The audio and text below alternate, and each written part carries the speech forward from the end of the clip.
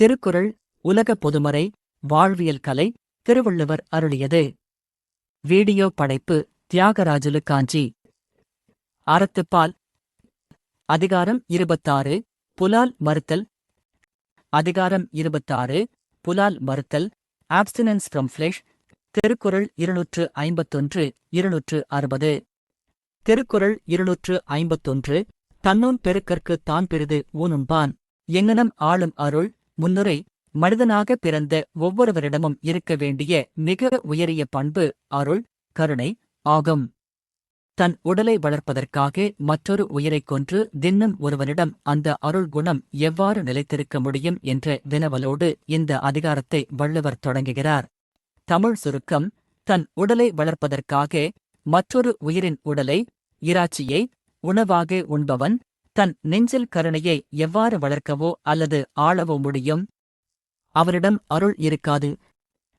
English summary. How can a person cultivate compassion or grace in their heart when they consume the flesh of another living being simply to fatten their own body?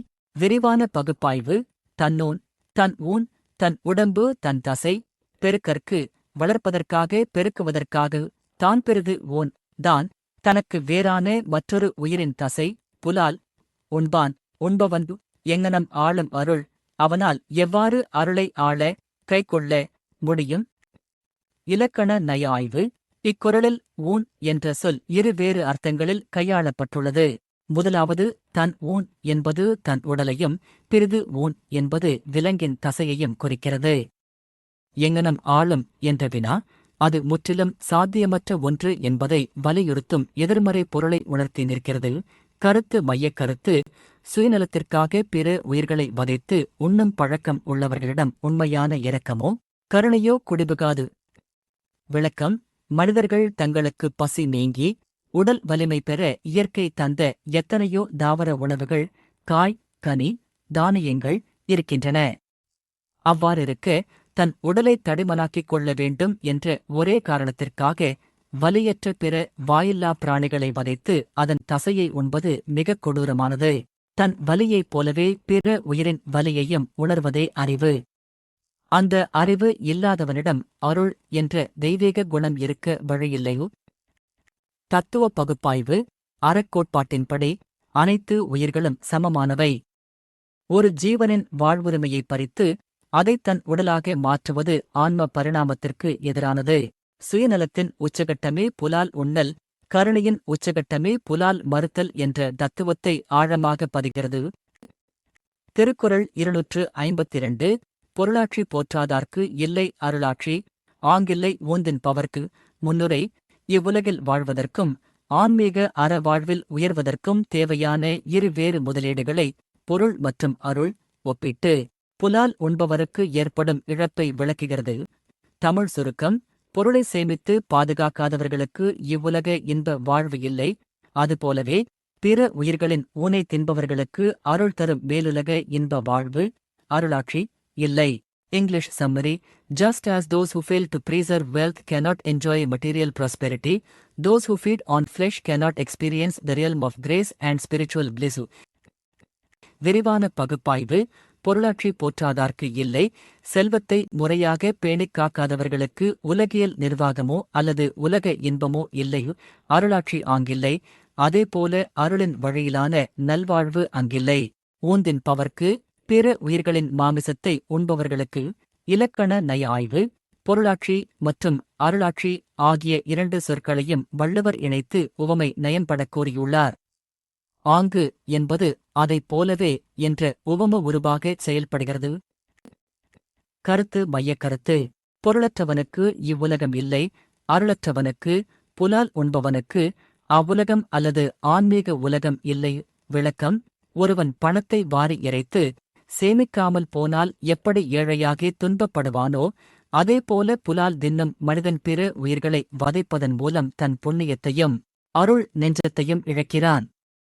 அவனுக்கு ஆன்மீக பாதையிலோ அல்லது அறவழியிலோ எவ்வித உயர்வும் ஆத்ம திருப்தியும் கிடைக்காது. தத்துவ பகுப்பாய்வு. உலகியல் வாழ்விற்கு பொருள் எவ்வளவு இன்றியமையாததோ ஆன்மீக மற்றும் தார்மீக வாழ்விற்கு அருள் அவ்வளவு இன்றியமையாதது. புலால் உண்ணல் என்பது ஆன்மாவின் அருள் தன்மையை கொன்றுவிடுவதால் அது மனிதனை மிருக நிலைக்கு தள்ளுகிறது என்ற தத்துவம் இதில் அடங்கியுள்ளது. திருக்குறள் 253 படை கொண்டார் நெஞ்சம் போல் நன்னுக்காது ஒன்றன் உடல் சுவை உண்டார் மனம். முன்னுரை புலால் உண்பவர்களின் மனநிலை எவ்வாறு மாறும் என்பதை கையில் ஆயுதம் ஏந்திய ஒரு கொலையாளியின் அல்லது போர்வீரனின் மனநிலையோடு ஒப்பிட்டுக் காட்டுகிறார் வள்ளுவர். தமிழ் சுருக்கம்: கையில் கொலைக்கருவி, ஆயுதம் ஏந்தியவர்களின் மனம் எப்படி இரக்கமின்றி இருக்குமோ அதைப் போலவே மற்றொரு உயிரின் உடலை சுவைத்து உண்டவர்களின் மனமும் நல்ல வழியில், கருணை வழியில் செல்லாது. English summary: The minds of those who relish the taste of an animal's flesh will never incline towards goodness and mercy, resembling the merciless heart of a weapon-wielding killer who. விரிவான பகுப்பாய்வு. படை கொண்டார் நெஞ்சம், கையில் ஆயுதம், படை ஏந்தியவர்களின் மனம், அது இரக்கமற்று தாக்குவதிலேயே குறியாக இருக்கும். போல் உவம உருபு: நன்னுக்காது, நல் உக்காது, நல்ல வழியில் செல்லாது, கருணையை சிந்திக்காது. ஒன்றன் உடல் சுவை உண்டார் மனம், மற்றொரு உயிரினத்தின் உடலை, மாமிசத்தை உருசி பார்த்து உண்டவர்களின் உள்ளம். இலக்கண நய ஆய்வு. நன்னுக்காது என்ற சொல் நற்சிந்தனைகளில் ஊக்கம் கொள்ளாது என்பதை குறிக்கிறது. கொலையாளியின் கையில் உள்ள ஆயுதம் எப்படிச் சிந்தனையை முடக்கி வன்முறையைத் தூண்டுமோ அதேபோல மாமிச உணவு மனிதனின் சாத்விக குணத்தை அழித்து தாமச, ராட்சச குணங்களை ஓங்கச் செய்யும் என்ற உளவியல் நயம் இதில் பொதிந்துள்ளது. கருத்து மையக் கருத்து: மாமிசம் உண்பவர்களின் மனம் இரக்கமற்றதாக மாறி நற்சிந்தனைகளை தள்ளிவிடும். விளக்கம்: கையில் கத்தி, ஈட்டி போன்ற ஆயுதங்களை வைத்திருப்பவனுக்கு எப்போது யாரை குத்தலாம், வெட்டலாம் என்ற எண்ணமே மேலோங்கும், இரக்கம் தோன்றாது. அதேபோல விலங்குகளின் உடலை சமைத்து சுவைப்பவர்களின் மனமும் கடினமாகிவிடும். அவர்களால் பிற உயிர்களின் துன்பத்தை பரிவோடு பார்க்க முடியாது. அவர்களின் எண்ண அலைகள் வன்முறை நோக்கியே ஈர்க்கப்படும். தத்துவ பகுப்பாய்வு. உணவே மனம் என்பது இந்திய தத்துவக் கோட்பாடு. நாம் உண்ணும் உணவு நம் எண்ணங்களை வடிவமைக்கிறது. வன்முறை மற்றும் மரணத்தின் மூலம் பெறப்படும் புலால் உணவு அதை உண்பவரின் மனத்திலும் வன்மத்தையும் உணர்ச்சிக் கொந்தளிப்பையும் ஏற்படுத்துமே தவிர அமைதியையும் பேரன்பையும் தராது என்ற உன்னத உளவியலான்மீக தத்துவம் இதில் கூறப்படுகிறது. திருக்குறள் 244 வள்ளுவர் வரிசையில் 254 அருளல்ல தியாதனிற் கொல்லாமை கோரல், பொருளல்லது அவ்வோன் தினல். முன்னுரை: அருள், கருணை என்றால் என்ன, அருளற்ற தன்மை என்றால் என்ன என்பதை மிக எளிய இலக்கண வரையறையாக இக்குறளில் வள்ளுவர் தெளிவுபடுத்துகிறார். தமிழ் சுருக்கம்: அருள் என்பது யாதெனில் எந்த உயிரையும் கொல்லாதிருத்தலே ஆகும். அருளற்ற பாவச் செயல் எதுவெனில் உயிர்களைக் கொல்லுதல் ஆகும். அந்த தீய கொலையினால் வரும் ஊனை தின்பது அறநெறிக்கு சற்றும் பொருந்தாத தீமையாகும். English summary: If one asks what grace is, it is non-killing. Killing is the absence of grace. And consuming the flesh that comes from such killing is an absolute sin and unrighteous. விரிவான பகுப்பாய்வு. அருளல்லது யாதெனில், அருள் என்று சொல்லப்படுவது எதுவென்றால் கொல்லாமை, எந்த உயிரையும் கொல்லாமல் இருப்பது. கோரல் பொருளல்லது. அருள் அல்லாதது எதுவெனில் உயிர்களைக் கொல்லுதல் ஆகும். அது தகாமை பாவம் ஆகும். அவ்வோன் தினல், அவ்வாறு கொல்லப்பட்ட உடலின் மாமிசத்தை தின்பதும் பாவமே ஆகும். இலக்கண நய ஆய்வு. பொருள் அல்லது என்றால் தகுதி அல்லாதது அல்லது நன்மை தராத பாவம் என்று பொருள். கேள்விபதில் பாணியில் அமைந்து அறத்தின் எல்லையை துல்லியமாக வரையறுக்கிறது. கருத்து மையக் கருத்து: கொல்லாமையே அருள், கொல்லுதல் பாவம். அந்த கொலையால் வந்த ஊனை தின்பது அறமற்ற செயல். விளக்கம்: கருணைக்கு மிகச்சிறந்த அடையாளம் எந்த ஒரு ஜீவனுக்கும் தீங்கு செய்யாமல் அதைக் கொல்லாமல் வாழ்வதே. கொலை செய்வது கருணைக்கு எதிரானது. சிலர் நான் கொல்லை, யாரோ கொன்றதைத்தானே வாங்கி உண்கிறேன் என்று வாதாடலாம். ஆனால் அந்தக் கொலையின் மூலம் கிடைத்த ஊனை உண்பதும் அதே அளவிலான பாவமே. அது அறநெறி ஆகாது என்கிறார் வள்ளுவர். தத்துவ பகுப்பாய்வு. அறத்தின் அடித்தளமே அகிம்சை தான். அகிம்சையின் நேர்மறை வடிவம் அருள், அதன் எதிர்மறை வடிவம் வன்முறை, கொலை. புலால் உண்ணுதல் என்பது வன்முறையின் விளைச்சலை நுகர்வதாகும். எனவே வன்முறையின் பயனை ஏற்பவனும் வன்முறையாளனே என்ற தார்மீக பொறுப்பை வலியுறுத்துகிறது. திருக்குறள் 255 உண்ணாமை உள்ளது உயிர்நிலை ஊனுண்ண அண்ணாத்தல் செய்யாது அலறல். முன்னுரை புலால் உண்ணாமல் இருப்பதற்கும் இவ்வுலகில் உயிர்கள் வாழ்வதற்கும் உள்ள தொடர்பையும் புலால் உண்பவருக்குக் காத்திருக்கும் நரகத் துயரத்தையும் எச்சரிக்கையாக கூறுகிறது. தமிழ் சுருக்கம்: உலகத்தில் உயிர்கள் நிலைபெற்று வாழ்வது மனிதர்கள் புலால் உண்ணாமல் இருப்பதால்தான். அவ்வாறு இல்லாமல் பிற உயிர்களின் ஊனை ஒருவன் உண்பானானால் அவன விழுங்கிய நரகம் அலறு தன் வாயை மூடிக்கொள்ளுமே அன்றி அவனை வெளியே வரவிடாது, அண்ணாத்தல் செய்யாது. English summary: The existence of life on earth is sustained by the abstinence from meat. If one continues to eat flesh, the deepest hell will swallow him and will never open its mouth to let him escape. விரிவான பகுப்பாய்வு: உண்ணாமை உள்ளது உயிர்நிலை. புலால் உண்ணாமல் இருப்பதில்தான் இவ்வுலக உயிர்களின் வாழ்நிலை நீடிக்கிறது. ஊனுண்ண ஒருவன் மாமிசத்தை உண்ணத் தொடங்கினால் அண்ணாத்தல் செய்யாது, தன் வாயைத் திறந்து வெளியே விடாது. அலறு நரகம் மிக ஆழமான கொடிய நரகம். இலக்கண நய ஆய்வு: அலறு என்பது சேற்று நரகத்தைக் குறிக்கும் சொல். அண்ணாத்தல் என்றால் வாயைத் திறத்தல்.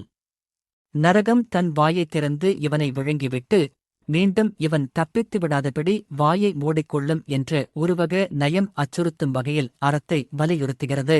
கருத்து மையக் கருத்து: புலால் உண்ண மறுப்பதே உயிர்களைக் காக்கும். புலால் உண்பவன் நரகத் துயரிலிருந்து தப்ப முடியாது. விளக்கம்: மனிதர்கள் மாமிசம் உண்பதை நிறுத்திக் கொண்டால் விலங்கினங்கள் அச்சமின்றி தத்தம் உயிரோடு வாழ முடியும்.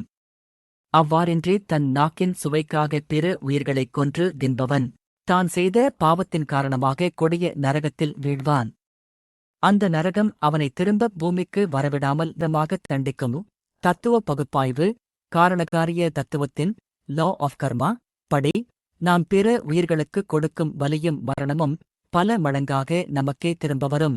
பிற உயிர்களின் உடலை தன் வயிற்றுக்குள் போட்டு புதைக்கும் மனிதன் முடிவில் நரகக் குழியில் புதைக்கப்படுவான் என்ற கர்மவினை கோட்பாட்டை இது காட்டுகிறது. திருக்குறள் 256: தினற்பொருட்டால் கொல்லாது உலகினின் யாரும் விலைப்பொருட்டால் ஊன்றருவாரில். முன்னுரை: நான் என்ன உயிரையா கொன்றேன்? கசாப்புக் கடையில் விற்றார்கள், வாங்கினேன் என்று சொல்பவர்களின் போலி வாதத்திற்கு மூலம் முற்றுப்புள்ளி வைக்கிறார் வள்ளுவர். தமிழ் சுருக்கம்: உலகத்தார் தின்னும் பொருட்டு உயிர்களை கொல்ல மாட்டார்கள் என்றால் விலைப்பொருளுக்காக பணத்திற்காக மாமிசத்தை விற்க யாரும் முன்வர மாட்டார்கள். வாங்குபவன் இருப்பதால்தான் கொல்பவன் இருக்கிறான். English summary: If the world does not kill animals for the sake of eating them, no one would slaughter or offer flesh for sale for the sake of money. Demand drives the supply. விரிவான பகுப்பாய்வு: தினற்பொருட்டால் தின்பதன் காரணமாக உண்பதற்காக கொல்லாது உலகினின் இவ்வுலக மக்கள் உயிர்களைக் கொல்லாமல் இருப்பார்களாயின் யாரும் எவரும் விலைப்பொருட்டால் விற்கும் பொருளாக பணத்திற்காக ஊன்றருவார் இல். மாமிசத்தைக் கொண்டு வந்து தருபவர் விற்பவர் யாரும் விற்க மாட்டார்கள். இலக்கண நய ஆய்வு: பொருளியல் விதியை law of demand and supply அறநெறியோடு மிக அழகாக இணைக்கிறது. தினற்பொருட்டு விலைப்பொருட்டு என்ற சொற்களின் அடுக்கு நயம் அற்புதம். கருத்து மையக் கருத்து: புலால் உண்பவர்களே விலங்கின கொலைகளுக்கு முதன்மை காரணம். உண்பவர் இல்லையேல் கொல்பவர் இல்லை. விளக்கம்: இறைச்சி உண்பவர்கள் தங்களை குற்றமற்றவர்களாக காட்டிக்கொள்ள முயல்வது தவறு. கடையில் மாமிசம் விற்கப்படுவதற்குக் காரணமே அதை விலைக்கு வாங்க ஆட்கள் இருப்பதால்தான். வாங்குபவர்கள் நுகர்வோர் தங்களின் தேவையை நிறுத்திக் கொண்டால் வியாபாரிகள் லாபத்திற்காக விலங்குகளைக் கொல்வதை அறவே நிறுத்திவிடுவார்கள். எனவே கொல்பவனை விட உண்பவனுக்கே அதிக பொறுப்பு உள்ளது. தத்துவ பகுப்பாய்வு: ஒரு பாவச் செயலில் நேரடியாக ஈடுபடாவிட்டாலும் அதற்கு மறைமுக காரணியாகவோ அல்லது தூண்டுதலாகவோ இருப்பதுவும் அதே பாவத்தையே சாரும். தேவைதான் உற்பத்தியை தீர்மானிக்கிறது என்ற பிரபஞ்ச விதியின் மூலம் புலால் உண்பவர்களின் கூட்டுப் பொறுப்பை கலெக்டிவ் ரெஸ்பான்சிபிலிட்டி வள்ளுவர் உணர்த்துகிறார். திருக்குறள் 257: உண்ணாமை வேண்டும் புலால் பிறிதொன்றன் புண்ணது உணர்வார் பெறின். முன்னுரை: புலால் என்பது உண்மையில் என்ன என்பதை பகுத்தறிவோடு சிந்தித்து பார்க்கும் ஒருவனுக்கு அதை உண்ணும் எண்ணமே வராது என்பதை சுட்டிக்காட்டுகிறது. தமிழ் சுருக்கம்: புலால் மாமிசம் என்பது மற்றொரு உயிருள்ள உடலின் புண், காயம் அல்லது அழகிய தசை என்பதை உணர்கின்ற பகுத்தறிவு உடையவர்கள் அதனை ஒருபோதும் உண்ண மாட்டார்கள். நாமும் அதை உண்ணாமல் தவிர்க்க வேண்டும். English summary: Flesh is nothing but the bloody wound of another living being. If people truly perceive and realize this disgusting fact, they will abstain from eating it. விரிவான பகுப்பாய்வு: உண்ணாமை வேண்டும் புலால், புலாலை உண்ணாமல் இருத்தல் வேண்டும். பிறிதொன்றன், நமக்கு வேறான மற்றொரு உயிரினுடைய புண்ணது, புண் ஆகும் அது, காயம் தசைக்கட்டி உணர்வார்பெறின் என்று உணரும் தெளிவுடையவர்களைப் பெற்றால். இலக்கண நய ஆய்வு: புலால் என்பதில் அளப்பெடை, நெடில் நீண்டு ஒலித்தல் வந்துள்ளது. மாமிசத்தை புண் என்று உருவகித்திருப்பது வள்ளுவரின் அருவருப்பு ஊட்டும் உத்தி, டிஸ்கஸ்ட் அவர்ஷன் ஸ்ட்ராட்டஜி. தன் உடலில் உள்ள புண்ணை எவரும் உண்ண மாட்டார்கள், பிறிதொரு உடலின் புண்ணை மட்டும் எப்படி உண்ணலாம் என்ற கேள்வி இதில் தொக்கி நிற்கிறது. கருத்து மையக்கருத்து: மாமிசம் என்பது ஒரு பிராணியின் உடலிலிருந்து கிழிக்கப்பட்ட புண் என்பதை உணர்ந்தால் எவரும் அதை உண்ண மாட்டார்கள். விளக்கம்: வண்ணமயமாக சமைக்கப்பட்ட தட்டுகளில் வரும் கரித்துண்டுகள் உண்மையில் ஒரு காலத்தில் உயிருடன் துடித்து ஒரு ஜீவனின் உடலில் ஏற்பட்ட வெட்டுக்காயம், அதாவது புண் ஆகும். நம் உடலில் ஒரு காயம் ஏற்பட்டு இரத்தம் கசிந்தால் அதை அருவருப்பாக பார்க்கிறோம். ஆனால் மற்றொரு விலங்குடலைக் கொன்று அதன் புண்ணை எப்படிச் சுவைத்து உண்ண முடிகிறது? இந்த விழிப்புணர்வு வந்துவிட்டால் மனிதன் புலாலை தொடமாட்டான். தத்துவ பகுப்பாய்வு: பொருள்களின் உண்மைத் தன்மையைக் காண்பதே மெய்யுணர்வு ஆகும். எப்பொருள் எத்தன்மை தாயினும் அப்பொருள் மெய்ப்பொருள் காண்ப தறிவு. மாமிசத்தை ருசியான உணவாக பார்ப்பது மாயை, அதை ஒரு பிணமாக புண்ணாகப் பார்ப்பதே மெய்மை. அந்த மெய்யறிவை அடைவதே ஆன்மீக உயர்வு. திருக்குறள் 258. செயிரின் தலைப்பிரிந்த காட்சியார் உண்ணார், உயிரின் தலைப்பிரிந்த ஊன். முன்னுரை: குற்றமற்ற தெளிந்த அறிவுடைய சான்றோர்கள் எத்தகைய உணவை உட்கொள்ள மாட்டார்கள் என்பதை இக்குறளில் வரையறுக்கிறார். தமிழ் சுருக்கம்: அறியாமை, வன்மம் போன்ற குற்றங்களிலிருந்து நீங்கிய தெளிந்த அறிவுடைய சான்றோர்கள் ஓர் உயிரிடமிருந்து பிரித்து எடுக்கப்பட்ட மாமிசத்தை, பிணத்தை உண்ண மாட்டார்கள். English summary: Those whose vision is clear and free from faults, like ignorance or cruelty, will never consume the flesh of a creature from which life has been violently severed. விரிவான பகுப்பாய்வு: செயிரின் குற்றங்களிலிருந்து அறியாமை, மயக்கம், கோபம், தலைப்பிரிந்த நீங்கிய விடுபட்டு காட்சியார் தெளிந்த அறிவு மெய்யறிவு உடையவர்கள் உண்ணார், உண்ண மாட்டார்கள். உயிரின் தலைப்பிரிந்த உயிருடன் இருந்து உடலிலிருந்து பிரிக்கப்பட்ட ஊன், மாமிசை. இலக்கண நய ஆய்வு: தலைப்பிரிந்த என்ற சொல் இருமுறை இருவேறு அர்த்தச் சூழலில் பயன்படுத்தப்பட்டுள்ளது. குற்றத்திலிருந்து பிரிந்த மனம் நன்மை, உடலிலிருந்து பிரிந்த உயிர் துன்பம் மரணத்தை குறிக்கும் சொல் நயம். கருத்து மையக்கருத்து: மாசற்ற மெய்ஞானம் உடையவர்கள் ஒருபோதும் புலால் உண்ண மாட்டார்கள். விளக்கம்: மனதில் எந்தவிதமான மாசும் அறியாமையும் இல்லாத ஞானிகள் எதை உண்ண வேண்டும் என்ற தெளிவு பெற்றவர்கள். ஓர் உயிர் துடிதுடித்து பிரியும்போது அந்த உடலில் ஏற்படும் பயம், நச்சு மற்றும் மரணத்தின் அதிர்வுகள் அந்த ஊனில் கலந்திருக்கும் என்பதை அவர்கள் அறிவார்கள். எனவே ஞான மார்க்கத்தில் இருப்பவர்கள் பிணத்தின் கூறாகிய புலாலை தீண்ட மாட்டார்கள். தத்துவ பகுப்பாய்வு: புலால் உண்ணல் என்பது ஆன்மாவின் அறியாமையை, இருளை காட்டுகிறது. தூய அறிவின் வெளிச்சம், ஞானம் ஒருவனுக்குள் வரும்போது அவன் அனைத்து உயிர்களையும் தன்னுயிர் போல் பார்க்கத் தொடங்குவான். அந்நிலையில் பிறிதொரு உயிரின் மாமிசத்தை உண்பது சாத்தியமற்றதாகிவிடும். திருக்குறள் 259. அவிசொரின் தாயிரம் வேட்டலின் ஒன்றன், உயிர்செகு துண்ணாமை நன்று. முன்னுரை: வேள்விகள், யாகங்கள் வளர்த்து புண்ணியம் தேடுவதை விட ஒரு சாதாரண மனிதன் புலால் உண்ணாமல் இருப்பது எவ்வளவு பெரிய புண்ணியம் என்பதை ஒப்பிட்டுக் காட்டுகிறார்.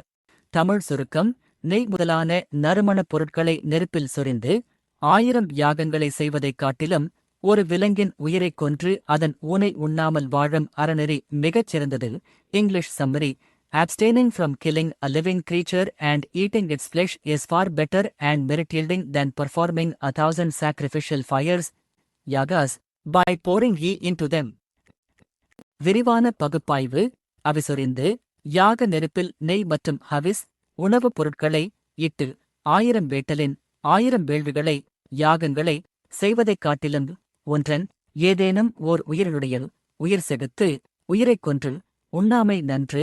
அதன் ஊனை உண்ணாமல் இருப்பது மிகவும் நல்லது புண்ணியமானது.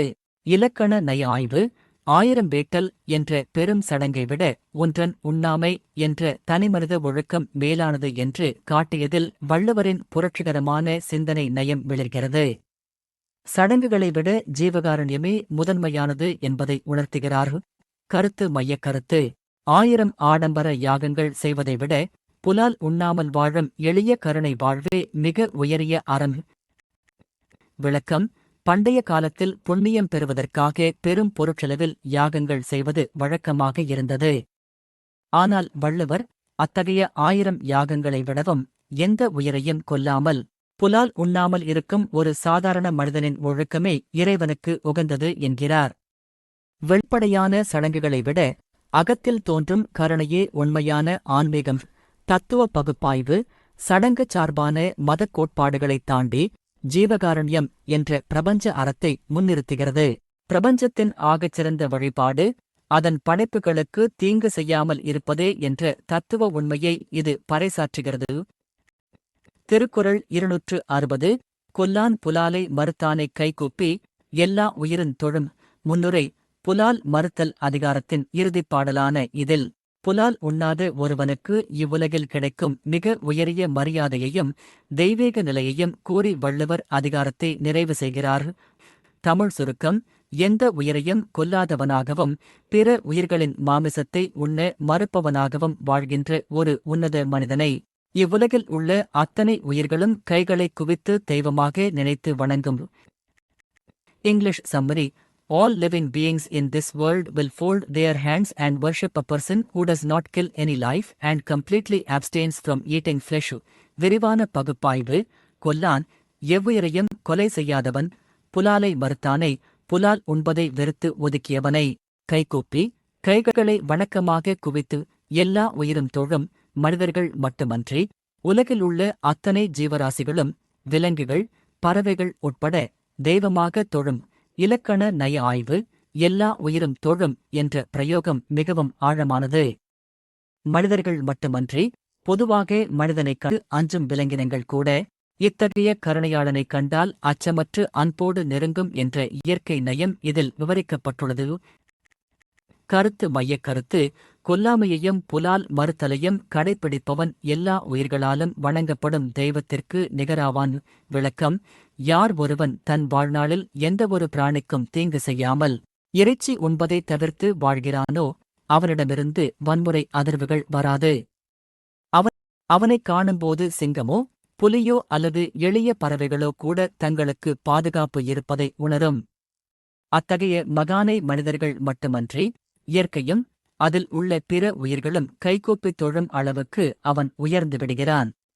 தத்துவ பகுப்பாய்வு தன்னுயிர் போல் மண்ணுயிர் நினைப்பவன் இறை நிலையை அடைகிறான். தான் அஞ்சும் மரணத்தை பிற உயிர்களுக்கு தராதவன் பிரபஞ்சத்தோடு ஒன்றுவிடுகிறான். அகிம்சையின் உச்சகட்ட பலன் என்பது உலகமே அவனுக்கு கட்டுப்பட்டு அவனிடத்தில் பேரன்பு பாராட்டுவதே என்ற உன்னத தத்துவத்துடன் புலால் மறுத்தல் அதிகாரம் முற்றுப்பெறுகிறது. திருக்குறள் உலக பொதுமறை வாழ்வியல் கலை திருவள்ளுவர் அருளியது. வீடியோ படைப்பு தியாகராஜுலு காஞ்சி. அறத்துப்பால் அதிகாரம் 26 புலால் மறுத்தல்